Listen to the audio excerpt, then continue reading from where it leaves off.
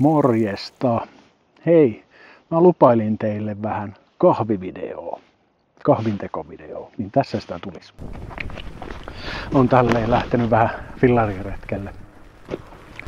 Ja päivän hommat on pulkassa. Aika hyvä määrä kilometrejä tänään ja mitä upeimpia maisemia. Kevät on tullut Etelä-Suomeen todella tehokkaasti. Niin. Nyt on aika keittää kahvit.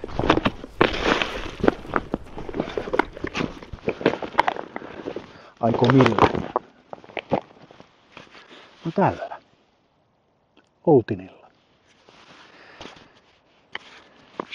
Keitetään vähän kahvetta. Katsotaan kuinka monta kuppia tällä saa tehtyä. Kello raksuttaa sen verran, että eiköhän tässä niinku vielä uskalla kunnolla kahvia juoda. Niin. Kokeillaan samalla siis, että kuinka monta kupillista tällä keittää. Eli kyseessä on akullinen espressokeitin, joka myös kuumentaa veden. Yes. Pitemmittä puheitta aletaan testaamaan. Tämä sama keitin toimii niiden kapsuleiden kanssa, mutta mä itse jauhoin kotona valmiiksi vähän kahvia, niin tulee vähemmän roskaa. Niin. Tähän vaan vaihdetaan sitten tämä suodati. On erilainen sitten sille kapsulille, mutta tuohon jauhotetulle kahville, niin tää on ihan tämmönen niinku perussysteemi.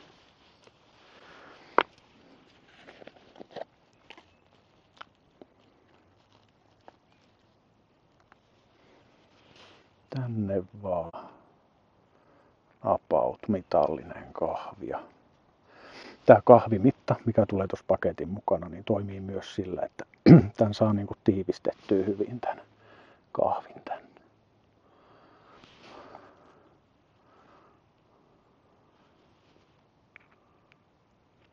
Noin. Hyvä kakku tuli. Sitten vaan tähän suodattimeen tämä korkki paikkaansa. Sitten lyödään se tähän kuppiosaan, koko setti, ja ruuvataan paikkaansa. Tuolle ihan jämäkästi. Ja sitten tämä kuppi, mistä voi myös juoda toki. Niin lyödään sitten tuohon. Retkiolosuhteissa kannattaa lyödä tää silleen suht jämäkästi. Parhaitenhan tää pysyy niinku pöydän päällä pystyssä. Mutta retkiolosuhteissa niin kato semmonen paikka, että se varmaan pysyy pystyssä. Niin mulla sattui tommonen kuiva käkkäräinen puu tohon noin, niin se pysyy hyvin tossa. Sitten vaan toi korkki auki. Aika vaaterissahan tän pitäisi olla. Ja täällä tosissaan on mitta-asteikko 50-70 milliä. Näkyyköhän sinne kameralle yhtään? 50-70 milliä. Niin. Täytetään siihen 70 milliä asti. Noin. Ja korkki kiinni. Ja tukevalle alustalle. Ja painetaan 2 sekuntia tästä nappulasta. Se antaa tuollaisen merkkipiippauksen, että tietää, että käsky on mennyt perille. Ja sitten vaan odotellaan. Menee semmonen 4 minuuttia, kun se kiehauttaa tuon veden ja sitten lyö paineella sen tuosta kahvista läpi. Täällä on tämä mitta-asteikko, joka sitten näyttää vähän sulle, että missä kohti ollaan menossa. Joten tässä välissä ehtis sitten vaikka tehdä voileivät tai mitä ikinä. Mulla on kahvin kanssa. Ei nyt voileipää jaksa alkaa tekemään, mutta vähän välipalaa löytyy täältä. Niin vedetään vähän suklaata. Mutta mä odotan sen kahvin. Niin venätään rauhassa, että toi tossa kiehahtaa, niin palataan sitten asiaan.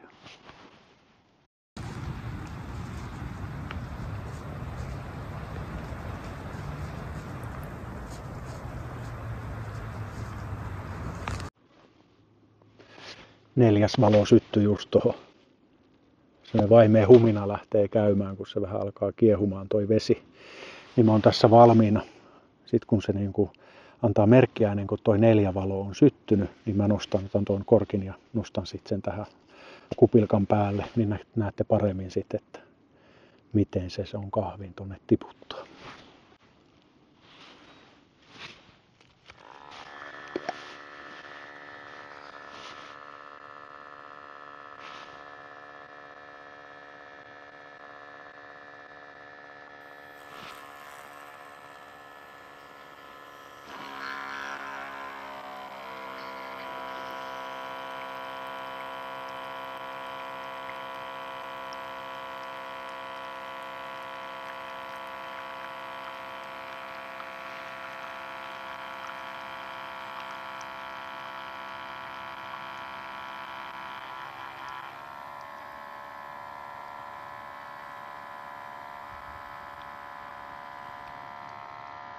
Noin.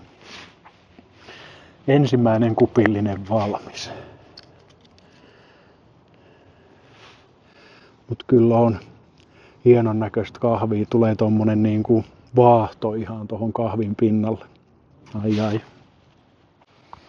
Joten kippis.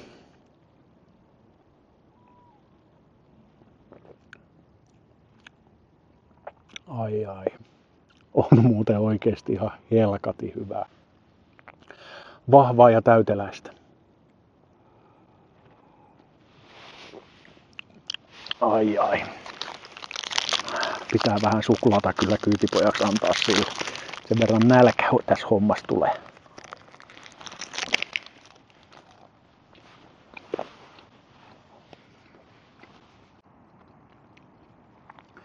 Ei siis kahvinkeitossa, vaan tässä pyöräillessä, pipebackin hommissa.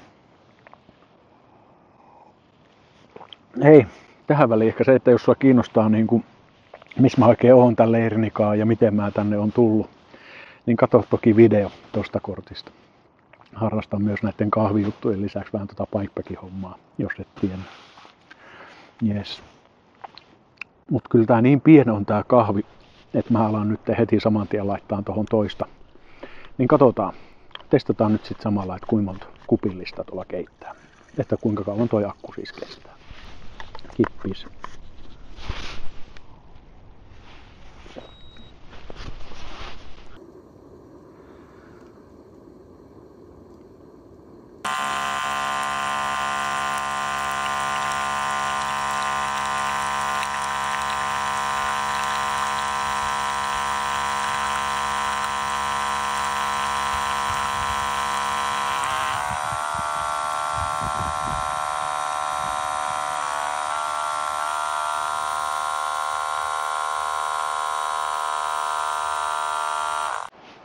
Noin, ja toinen kupillinen.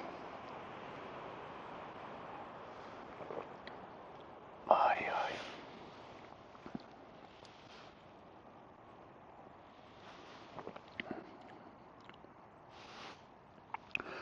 Harmillisen pieni ehkä tossa toi vesisäiliö. Koska tää yksi kupillinen kyllä on itselle tosi snari. Niin olisi ihan hyvä, että pystyisi tekemään tupla espresson samaan tietä. Niin se olisi semmoiselle yhdelle kertaa itselle semmoinen sopiva. Mutta saapahan keittää 2 kertaa kahvit.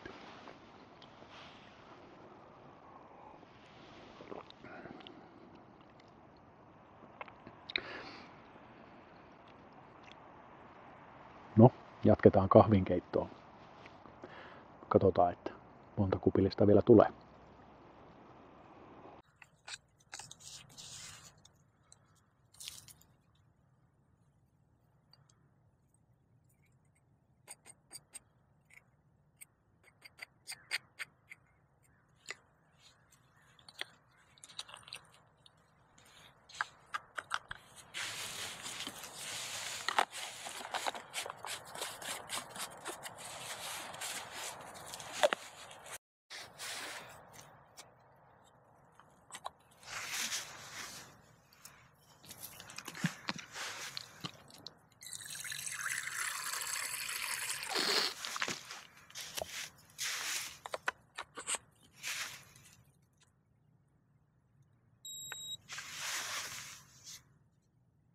No niin, nyt tuli testattua. Melkein 3 kupillista kahvia se teki. Loppu akku, ei ihan saanut tehtyä 3. Toki mulla on nyt niin kylmää vettä mukana. Mitäs tästä sitten vielä sanois?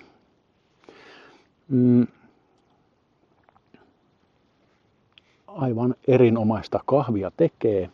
Sitä ei ole niin kuin kieltäminen. Mutta akku on kyllä yllättävän pieni. Ei hirveän montaa kupillista yhdellä akullisella tällä kahvia keittele. Toki täällä on latausportti, että jos sulla on varavirtapankki mukana, niin sit vaan lataamaan. Niin kahvin keitto jatkuu. Semmoinen huomioarvoinen juttu tässä on, että tänne voi myös laittaa kuumaa vettä, jolloin sitä akkua ei mene siihen veden keittämiseen niin paljon. Silloin tätä painetaan vaan 1 kerran, jos en ihan väärin muista. Mutta tämmönen paketti olisi. Ja jos sua kiinnostaa tää, niin tuossa videon kuvauksesta löydät ja tästä koodin, millä saat pienen rapatin, kun käyt itsellesi tämmöisen ostamassa. Itelle tää lähtee mukaan, on vähän ehkä tuommoista reissupakua. Van Life-meininkiä tässä jatkossa tulossa. Tähän kuumottaisi semmonen kesämökki hommata, niin sinne autoon. Siellähän tää on ihan ehdoton. Ei vie paljon tilaa ja saa sitten ladattua miten haluaa. Ja eikä siinä vielä kaikki. Jos sä haluat tämmöisen voittaa, niin pistäs kuule kommenttia tuohon videoon. Niin. Että miksi juuri sun pitäisi saada tämmönen kahvinkeiti itsellesi. Niin nyt sulla on oivallinen mahdollisuus voittaa itsellesi Outin espressokeitin. Onnea arvontaa. Tässä tämmönen vinkki tällä kertaa. Palataan seuraavalla videolla. Se on moro.